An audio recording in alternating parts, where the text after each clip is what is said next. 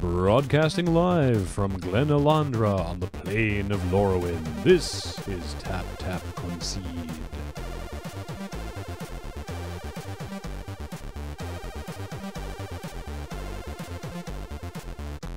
Welcome all to another fine episode of Tap Tap Concede, or at least I think it'll be a fine one. It'll probably be pretty terrible. If nothing else, it will be an episode. Such faith, James. Thank you. I'm Graham. I'm James. I'm Paul. Oh, I'm just this guy, you know. No, I'm Kathleen. Kathleen is just this guy. I feel like Lorwyn would have poor reception. Yeah. Yeah. Like there's just trees everywhere. Yeah. Very difficult to find a signal. Yeah. And then when it flips to Shadowmoor, then you're in real trouble. Yeah, because then that's when you really want to have a signal. Yeah. That's the problem, is that it keeps flipping back and forth.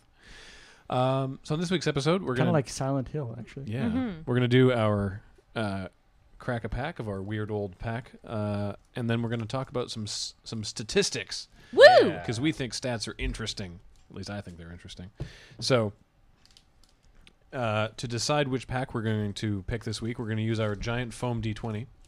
And James has 19 random packs of magic cards there. One is a reroll. And we're going to open They're that. not 19 different ones. But No, we have a good shot of hitting homelands. We've yeah. got like 6 of them in there. A lot. All right. All right, let's do People this. send us homelands, apparently. Dear God. 3. That was louder than I thought it would be. Ooh. Unglued. Unglued. Goodness me. 10 bizarre and broken magic cards. A supplement to Magic the Gathering. This isn't really going to be very useful in terms of like first picking. No. But oh We well. do an unglued draft. Yeah, they did do unglued drafts. So, all right, first up, double dip with the gnome guy that looks like Patrick Stewart. 4 and a white. Choose, for an instant, choose another player. Gain 5 life now and an additional 5 life at the beginning of the next game with that player. Seems kind of bad. That was a cycle in Unglued, I believe. They do something, and then the next time you play, the person also do something. Denied. 1 blue for an interrupt. So for an instant. Play denied only as any opponent casts target spell. Name a card, then look at all cards in that player's hand. If the named card is in the player's hand, counter target spell. So you can't actually just name the spell that you're trying to counter. You have to name a different spell. Yeah, it's you go, wait, and you name a card, and if they have that card in their hand, then you counter the spell that's actually on the stack. Yeah. I feel like you should have to say, denied! Yeah. Oh, yeah. Organ Harvest. For 1 black, a sorcery, you and your teammates may sacrifice any number of creatures. For each creature sacrificed this way, add black to your mana pool. That's actually pretty good. That's not weird at all. No, it's not. Even the art is really good. It's Teresa Nielsen. Yeah. Yeah. When you said Organ Harvest, I was really hoping he was going to be somebody With an organ? or like a hand or organ? like a farmer, Or like a Victrola? That's okay. They make the card silly with the flavor text, which is, Lucy, you've got some spleening to do. Which is not funny, but it is awful. They used the unsets to test... they did use the unsets to test some mechanics that they weren't sure about. Yeah. Like the cheese... I mean, usually they'd be broken in some way. But The cheese stands alone is a rare from Unglued that was functionally reprinted word for word as a real card. Yeah. And lots of concepts in Unglued have shown up other places as well. Lobster. Rock Lobster. Rock Lobster is a 4/3 artifact creature for 4, and he has the ability Scissor Lizards cannot attack or block. This was part of a 3-card cycle: the Rock Lobster, the Paper Tiger, and the Scissor Lizard. And they all made one of the other ones be able to not attack or block. I believe this is supposed to be in my Pauper Cube. Really? Yeah. Just the Rock Lobster? No, I believe all 3 of them. Oh, okay. It's like the Rock Lobster is obviously the most powerful of the 3. Obviously. The Hurloon Wrangler. This one's very strong. This guy, unlike most other things, has not been oracled to actually have a creature type. Which, the Rock Lobster? Yeah, No, it's still just artifact creature. Yeah. Huh, interesting. So the Hurloon Wrangler is a 2/2 for 2 and a red. 2/2 Minotaur for 2 and a red with Denim Walk. Ho ho! I'm wearing a dress today. I'm wearing shorts. Ha! I am also not wearing jeans. Oh my god. Wow, no one here is vulnerable to Denim Walk. Denim Walk not good in the summertime, apparently. is if defending player is wearing any clothing made of denim, this creature is unblockable. In Mark Rosewater's Drive Tours podcast, this card he's saying is responsible for his favorite overheard conversation in Magic. Yes. Which is because Unglued was actually like there was a Unglued pre-release and like they actually like did tournaments of Unglued when it came out. And so it was the two people playing and somebody attacking with the Hurler and Wrangler and the other person saying, in response, I take off my pants. And he is like, yes, the system is working. Apparently when he made this card, the idea that somebody would take off their clothes to get around it never actually occurred to him. In response to the attack step, I take off my pants. Next up is... Yeah, is taking off your pants an instant? Can you do that? I think so. Next up is Gus. Gus is a 2/2 for 2 and a green, and he comes into play with 1+1/+1 counter on it for each game you have lost to your opponent since you last won a Magic game against him or her. Interesting. So he like... You got to keep track of that. Yeah, so he's sort of the equalizer. Mm-hmm. So it's like, if I beat you, and then I lose to you 3 times, and then we play again, then Gus gets 3+1/+1 counters. Yeah. All right. So eventually, he'll be so huge that there's no way you can lose. Mm-hmm. And then he resets himself. Common Courtesy. 2 blue. Enchantment. Counter any spell unless its caster asks your permission to play that spell. If you refuse permission, sacrifice Common Courtesy and counter the spell. So if they forget to ask, it just automatically gets countered. Right. And if it's something that you really don't want them to do, then you have an onboard counter for it.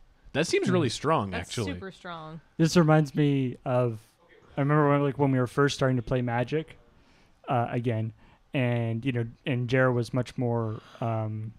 he was much more into like the tournament type stuff than the rest of us were. Yeah. And so we would be playing, and Jared would be playing like not a blue deck, like not a permission deck. He'd be playing like a red deck or a green deck or something. And every time you'd cast something, you'd like cast it, and he'd go, "Sure, okay."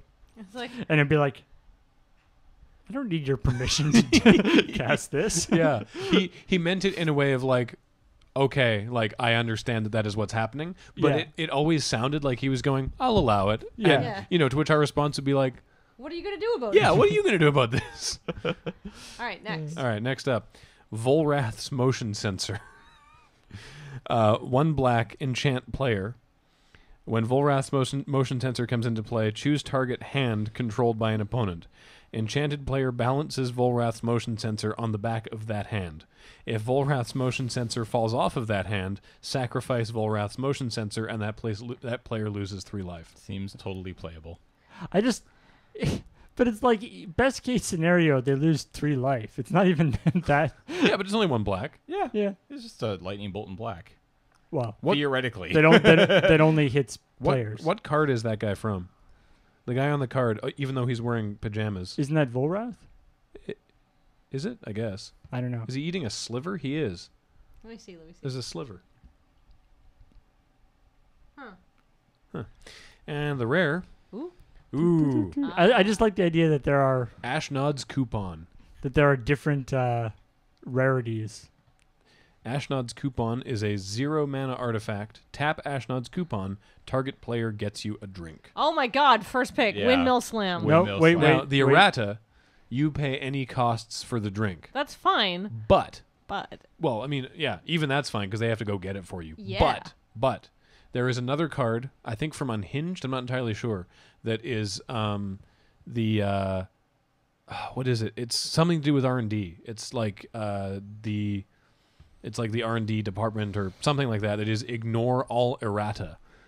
Huh. So the combo with Ashnod's Coupon Very is strong. they have to get you a drink and pay for it. oh my god, I'd order like a quintuple shot mocha frappuccino. Limited. Oh, sorry, the flavor text was very small. Limited time offer. Void where prohibited. Limit one per purchase. Valid only in participating duels. This coupon is non-transferable and invalid if shattered, crumbled, detonated, pillaged, or otherwise disenchanted.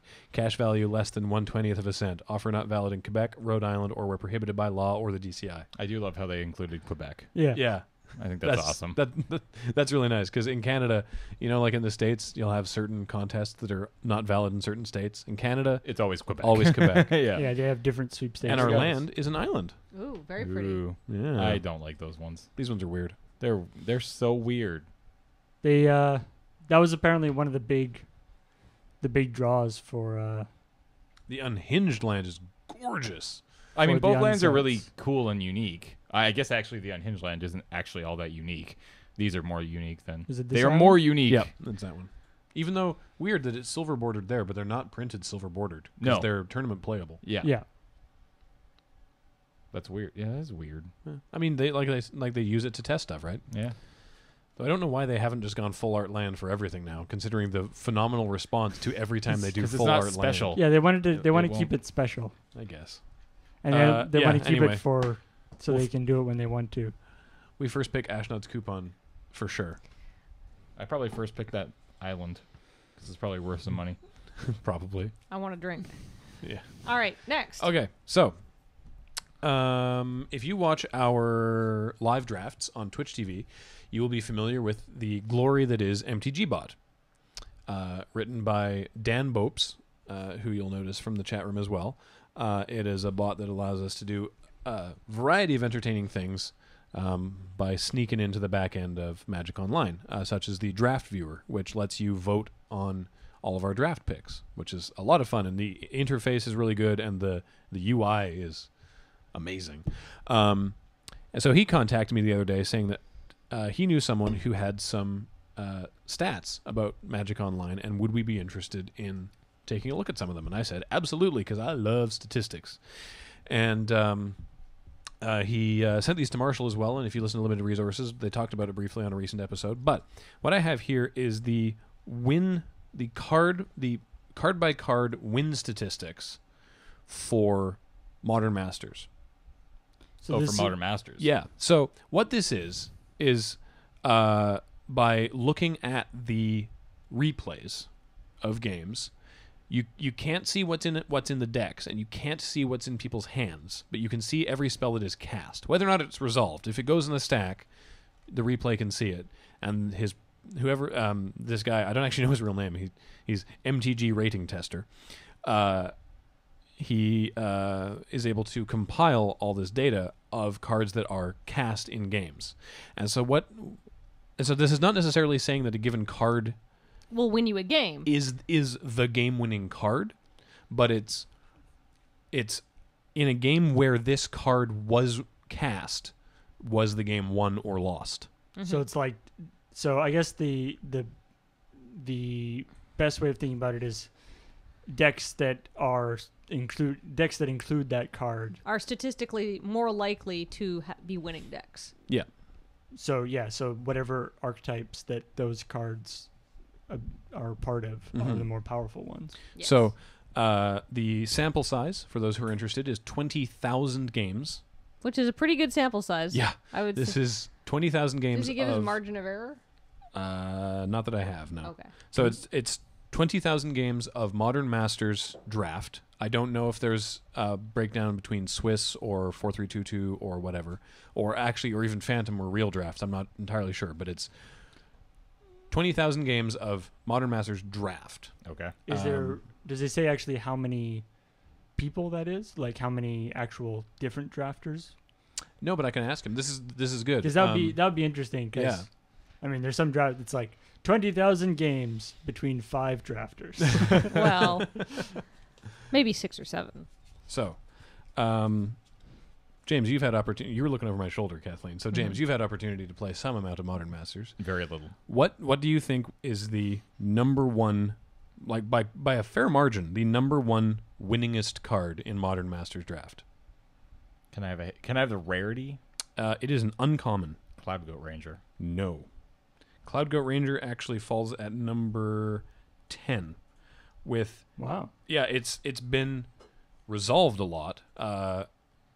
It's in fact, 1,773 instances of Cloud Goat Ranger, with 1169 wins and 604 losses for a win percentage of 65.9 for Cloud Goat Ranger. But that's number 10. That's number 10.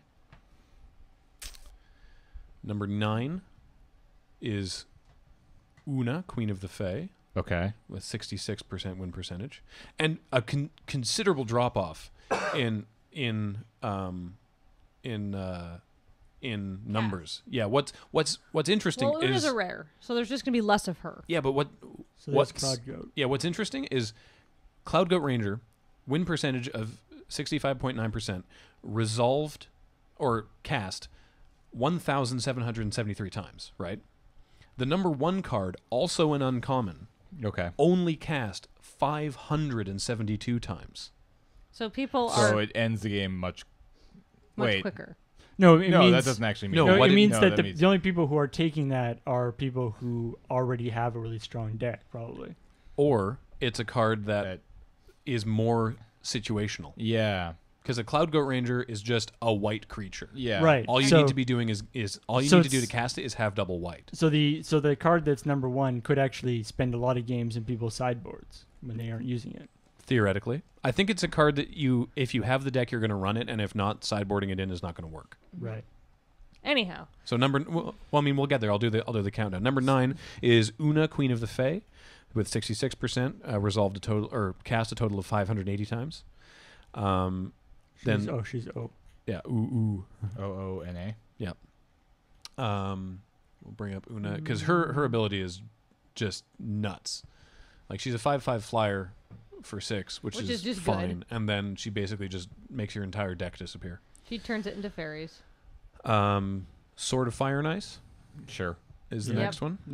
Not unexpected. In games, 66.9% of games where that was cast. Next up is Elspeth Knight-Errant. Okay. Which, as a mythic, only 259 castings of it, but 68% win percentage. Then the Sword of Light and Shadow. Yep. Then Skeletal Vampire. Not keeping up. I'm sorry. Skeletal Vampire. Who's quite a bomb if you can cast him. He's 4 black. He's a skeleton and a vampire. 3/3 flyer, but he comes with 2 bats, and you can sack a bat and make 2 bats, and you can sack a bat and regenerate the Skeletal Vampire. Yeah. So he can get out of hand very quick. He seems very good. Yeah. Okay. Number 4 is Kiki Mirror Breaker. Okay. Yeah. Now this is interesting. In the top 10, by far the least number. We only have data on 195 times that he was cast, but his win percentage is 70.8. So again, I guess he's the kind of guy that nobody actually bothers to cast him unless they have the deck that. Unless you already have a Pestermite in play. Right. Right. Because if you have Pestermite in play and you cast Kiki and they can't kill one of those creatures right then, you win. The game is done. You just win. You just make infinite Pestermites and attack. Right. So he's rare, and you need to be in the right deck to run him. But if you have that deck, chances are you're going to win. Is basically what that says with the low number of castings, but the high number of percentage. Number 3, Vidalcan Shackles. Okay. That's just a utility card, really. Yep, 73% win percentage, and 333 times cast. So a reasonable number. I didn't realize that was a rare. Yeah. Number 2, also a rare. Actually, Vidalcan Shackles is a mythic. Oh, is it? Wow. Yeah. That card's good. But again, Shackles it can get into more decks. Yeah. Shackles is good. Hey, it's number 160, Paul. The next one. Yeah. Speaking of cards that need to be in the right deck, Rude Awakening. Only cast 198 times, so just slightly more than Kiki, but 78.8% win percentage. Okay. Because if you can entwine that, you should be winning. Well, this is if you don't win on the turn that you cast this, it was probably a wasted cast. It was the wrong time to cast it. Yeah. So, James, do you have any better guess of what was cast 572 times and has a win percentage of 85.5? I honestly like don't know. 7 full % higher than Rude Awakening. Yeah. Tromp the Domains. Oh. Basically the most ridiculous overrun. Big trumps. Tromp the Domains is amazing. It pretty much ought to be a first pick. It's a domain card. It's expensive. It's 6 or 7? 6. 5 and a green. There it is. Sorcery. Until end of turn, creatures you control gain trample. That happens regardless. And +1/+1 for each basic land type among lands you control. Yeah, so even if you're only running a 2-color deck, they're getting +2/+2 in trample. Yeah. So throw this in your Sapperling deck that you have another color in, and you have a bunch of guys that are all 3/3 trample. Yeah. You're going to win that game. If you're in a domain deck that you actually have like 4 or 5 different basic lands on the play or on the board, you're definitely winning that game. Yeah. If someone resolves a +5/+5 on all their creatures with trample, you're not going to win that. All right, and because I love statistics, we've covered the top 10 cards that will not make you win games, but if you play them and you have the kind of decks that support them, you are playing decks that are statistically more likely to win. What are the cards at the bottom? I actually just, on my way down the list, I want to pause briefly on a hilarious outlier. Progenitus. Yeah. We have data on 7 castings of Progenitus. Really? Okay. 4, yeah, 4 wins and 3 losses. 57% win rate on Progenitus. I think if you would get Progenitus out, you could win. You would think. I would have thought there'd be more, like obviously he's so hard to hard cast, but I thought there would have been more castings of people cheating him out. Like there's a few ways to cheat him out in. Ooh, but that wouldn't. Does that count towards this? Yeah, it's because he would appear on the battlefield. It's just if they appear on the battlefield. It's anytime it's seen. Okay, right. But I can't say anytime it's resolved because theoretically it could be countered. Yeah, but yeah, anytime the card appears in the publicly viewable zone if you're watching a replay. Yeah. So I mean, this actually would make it interesting to know what players he's going from. Because I would have definitely thought that Progenitus would be at least cheated into play more often than that. Yeah, but I mean, if you pull a Progenitus, it's very dependent that you are not going to build a deck to cast a Progenitus, if you, right? Like very rarely. And if you don't pull any of the cards that cheat into play, then there's not that already many a Mythic, either. Right? But 7 out of 20,000. Yeah, I would not take a Progenitus highly because I knew I'd never resolve it. I don't want a 5-color mana base. Like I'd want the fixing there. Before I took a Progenitus. If I already had a deck with a Tooth and Nail, I would take Progenitus. Yeah. Like I can I mean you're already, if you already have a domain deck and you open it up in your 3rd pack. Yeah. Yeah, but I mean he is the hardest to cast in a set that does not have amazing mana fixing. Right. Yeah. Not everybody's running a domain deck. Well, it's got all the glistening vivid stuff. Yeah. But anyway. All right. That's interesting. So let's give the bottom 5. The bottom 5. Do not use these cards. No. If your deck was already good, the bottom 5 adding this card made it worse. Very low statistical. Yeah. Well, hang on. Let me see. Actually, 5, 6, 7, 8, 9, 10. All right. I'm gonna do the bottom 10 because it'll be pretty quick. Relic of Progenitus, because it doesn't do a heck of a lot. Nope. To be honest. Hanakami. Thing is, both of those were cast more than Rude Awakening or Kiki. Right. They were cast 493 times and 303 times. Summoners. Because it's like a 1-drop, right? Yeah. Summoners Pact has a. Oh, right. Sorry. The Relic was 38.9% win percentage, and Hanakami 37.5. Summoners Pact with 37.3. Narcomoeba with 36.5. Okay. Really? Yeah. Chalice of the Void with 36.4. Only ever cast 44 times. Joyra of the Gitu cast 116 times, but only a 28.4% win percentage. Ooh, I'm willing to bet I can guess the last one. Where's Joyra? All right. Joyra. The Gitu. Yeah. Extirpate only cast 16 times. Not in 3 wins and 13 losses. 18.8%. Angel's Grace cast 27 times. 18.5. And the last 2. I feel that's really like backing up Marshall for his don't play those cards. The last 2 were cast 6 times and then 3 times, and they were never cast in a game that won. They have a 0% win percentage. James, Nice. Can you guess what they are? I guarantee you one of them is Blood Moon. The bottom is Blood Moon. Yeah, It was okay. cast a total of 3 times, and all 3 of those games were lost. And I don't necessarily think they lost because Blood Moon was on the battlefield. But maybe because they were running Blood Moon. But maybe because But they the kind of could've- deck that was running Blood Moon was a but poor maybe deck they to could begin with. run a better card than Blood Moon. The other one I don't know off. I can't think of offhand. It's a card that you really shouldn't ever be casting, even if you want it in your deck. Oh, right, of course. It's the one that goes into your graveyard. that 3 black thing. number Bridge- number Bridge nowhere. 74. Paul. Bridge, Yeah. Bridge from below. 74. Bridge from below. Yeah, you No, shouldn't it's ever. right there, down, there. You shouldn't ever be casting it. Now, which is not to say that this was necessarily cast, but the point is the dredge deck didn't seem to get there. No. Okay, so the big question I have: Mm-hmm. what card lost the most? I can do that. Let's organize by. So, like, was cast the This- most times, and the most of those times were failures. How do I do that? How do I organize by? So, which would indicate that it's a card that people think is a good card, but isn't. So which card had the most losses? Yeah, Relative to number of times cast? they're just absolute. okay. most losses. Bone Splitter. Like, really?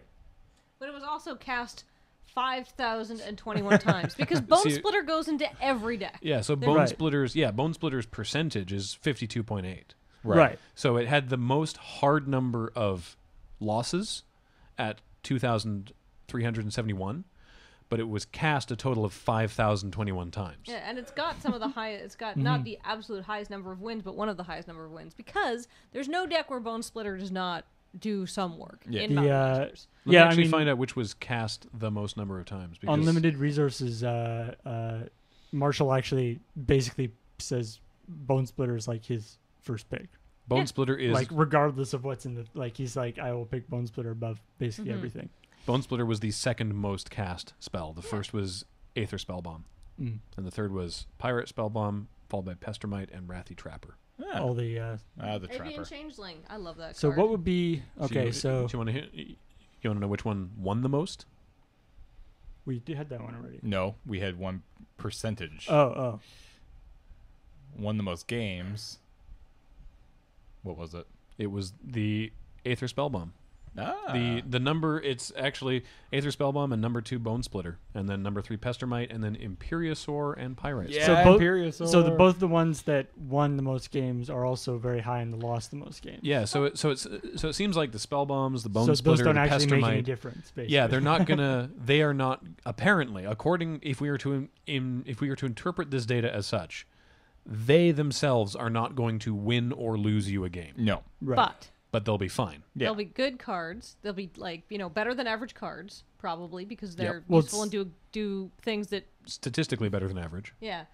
and if your deck can run them, your deck is in one of the more competitive archetypes based on this information. And here's sorry, Paul, I keep cutting you off, but I just want to scroll back down to the winningest stuff. Okay, we did our own LRR Modern Masters draft like a week ago, and I'm such Yep. a spike and I hate drafting with my friends because I drafted what I thought was a trash deck because none of us knew how to draft Modern Masters and the signaling was all fucked up and everybody was in red and then everybody was in It was a all their mess. colors. It was terrible. So I ended up playing like red, white, Kithkin Giants, also burn, and I was like, this deck is fucking awful. But I went 3-0. Yeah, I destroyed with Your it. deck looked, and like you said as much, your deck looked like a pile. Oh, it was awful. It looked bad. Like I looked at it afterwards and was like, how did you win with this? I don't know, but I'm looking. All right, I ran I ran a Pyrite Spellbomb. Get up on the mic there. I ran Avian Changeling.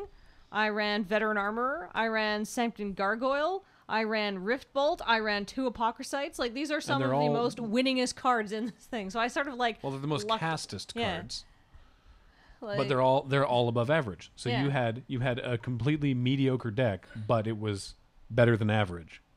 Mm-hmm. So that worked. Yeah. So yeah. Basically, there you go. There's your draft strategy. If nothing else, take cards that you think are good. And don't worry about whether or not you have an archetype coming together. Also, playing against other people who don't know what they're doing helps a lot, too. Like, I think if I've been playing against people who've been playing a lot of Modern Masters, I would have been really fucked.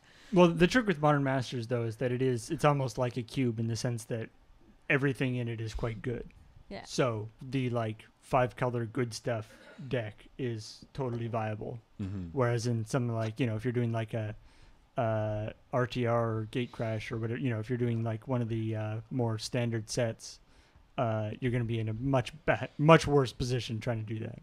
So I've got all the Mythix right here. I'm curious to see what you think of this. Hopefully James gets back from the bathroom because I want him to guess this as well. I'm going to ask you. Stop looking.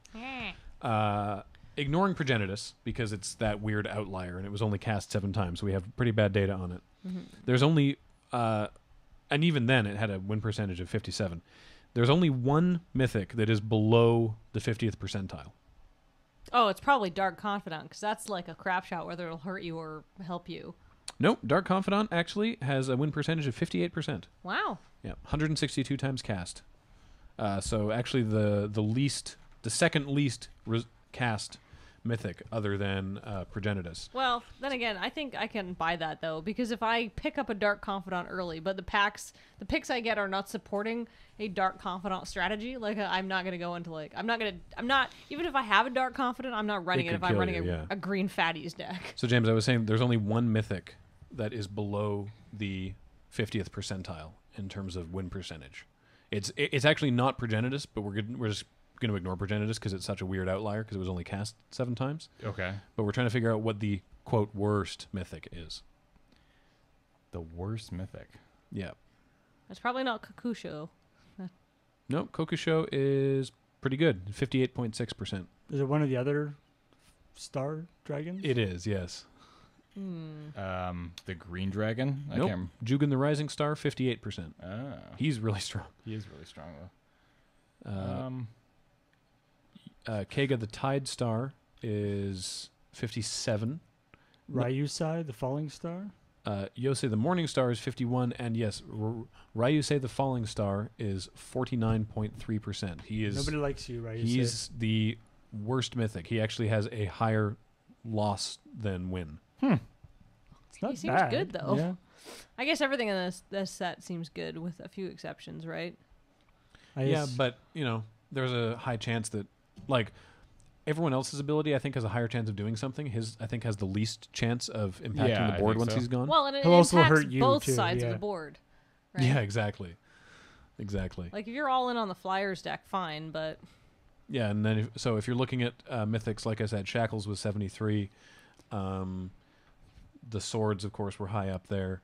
But all the Mythics ran between sort of in the high 50s and 60s, except for Yosei, which was 51, Ryusei, which was 49, and, of course, Progenitus was 57. That's still high 50s. Screw you, Progenitus.